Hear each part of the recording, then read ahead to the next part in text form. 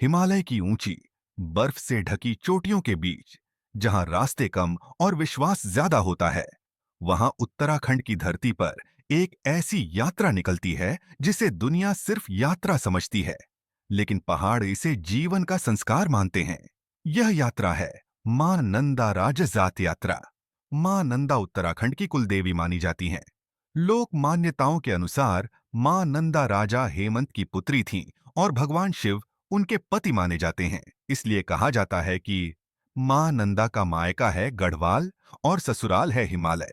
इसी भाव से यह पूरी यात्रा एक बेटी की विदाई का रूप ले लेती है।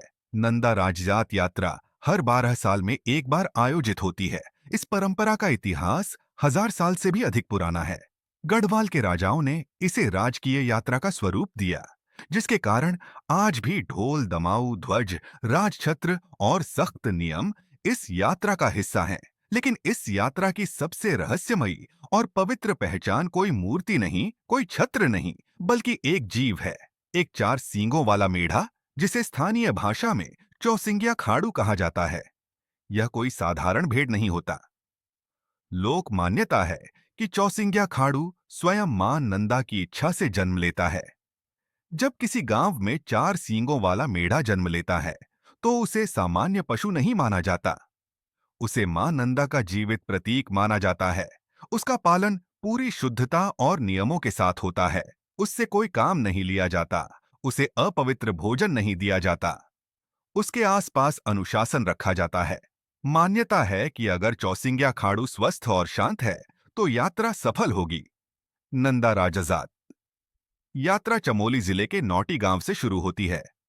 यहीं से मां नंदा की डोली उठती है और यहीं से चौसिंगिया खाड़ू यात्रा में शामिल होता है। गांव की महिलाएं लोक गीत गाती हैं, जिनमें खुशी भी होती है और विदाई का दर्द भी। यह दृश्य ठीक वैसा होता है जैसे किसी घर से बेटी विदा हो रही हो। यह यात्रा करीब 280 किलोमीटर लंबी होती है। रास्ते में घने जंगल, खड़ी चढ़ाइयां, तेज हवाएं और अचानक बदलता मौसम मिलता है। लेकिन श्रद्धालु चलते रहते हैं, क्योंकि उनके लिए यह यात्रा शरीर की नहीं, विश्वास की परीक्षा होती है। चौसिंगिया खाड़ू पूरी यात्रा इंसानों के साथ साथ चलता है। जहां वह रुकता है, वहीं पड़ाव तय किया जाता है। बेदनी बुग्याल इस यात्रा का सबसे सुंदर और भावनात्मक पड़ाव है। हरे घास के मैदान, खुला आसमान और सामने हिमालय। यहाँ मां नंदा और चौसिंगिया खाड़ू की विशेष पूजा होती है। कई श्रद्धालु यहीं तक आकर मां से विदा लेते हैं। रूपकुंड रहस्यों से भरा स्थान है। यहाँ मिले कंकाल याद दिलाते हैं कि यह यात्रा मनमर्जी से नहीं, नियमों से चलती है। लोक कथाओं के अनुसार जो लोग मां नंदा की मर्यादा भूल गए, उन्हें देवी के कोप का सामना करना पड़ा।